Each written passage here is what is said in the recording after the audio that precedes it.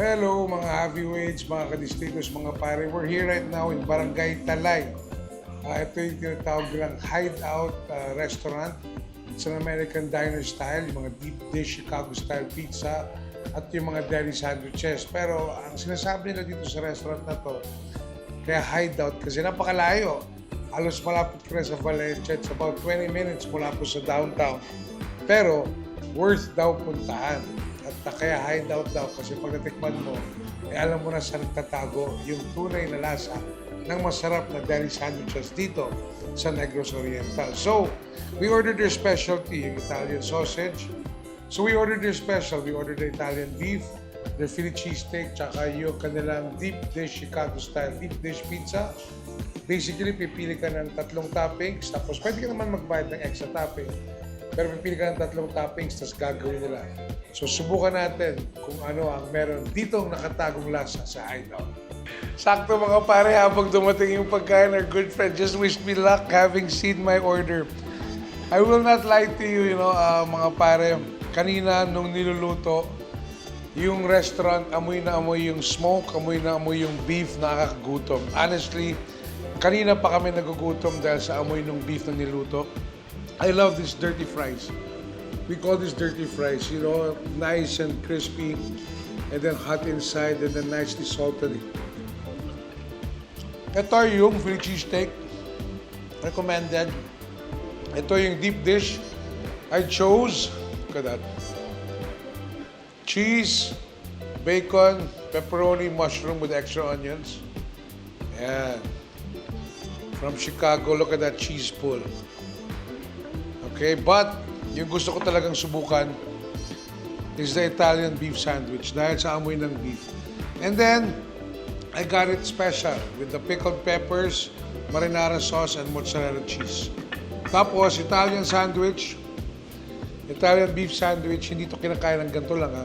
You dip it in the beef sauce. You dip it in the jus. Let the bread get soggy, parang nagdidip ka ng kape, ng pandesal sa kape.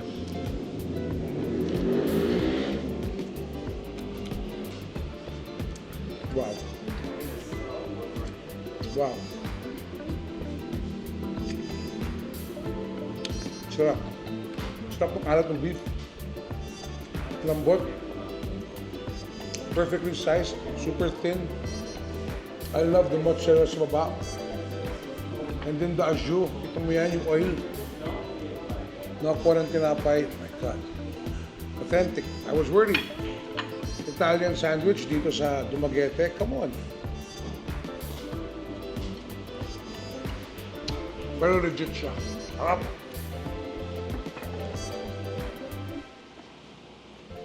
I love that beef sauce.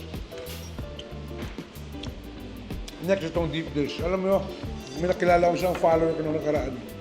Tinatanong kung inuubos ko ba lahat ng in-order ko. So, totoo lang di po nagbubukbang.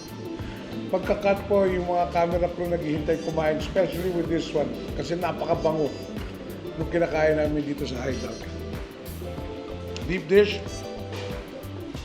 kinda hot.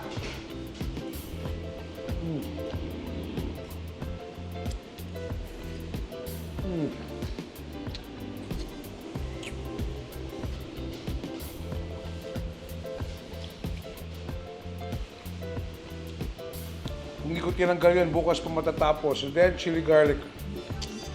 My God. Homemade chili garlic. This looks nasty. Come on.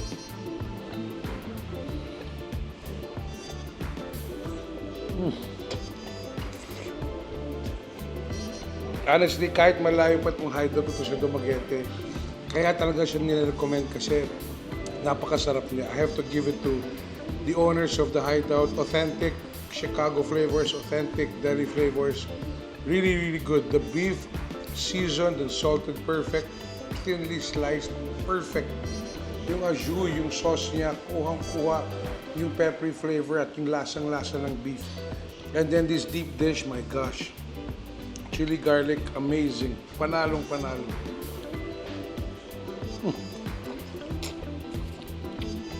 Nung una, akala ko nasa high side siya, yung presyo. Pero sa totoo lang, nung nakita ko yung portions, panalo siya. Pwede. Sandwich, good for two, pwede i-share. Pizza, para sa pamilya, pwede i-share. Pero ako, hindi ako mag-share. Loko lang. Wala po dito sa Barangay Talay sa Dumaguete. I'm asking you guys to try out this place called The Hideout. Galing. It shouldn't stay hidden for long because napakasarap. Authentic talaga yung kanilang flavors. Try it out. At tulad ng sinasabi ko parati, o galing itipin ating mga waiters at waitresses, have eating, marami pa akong ikil dito. Napakasarap talaga.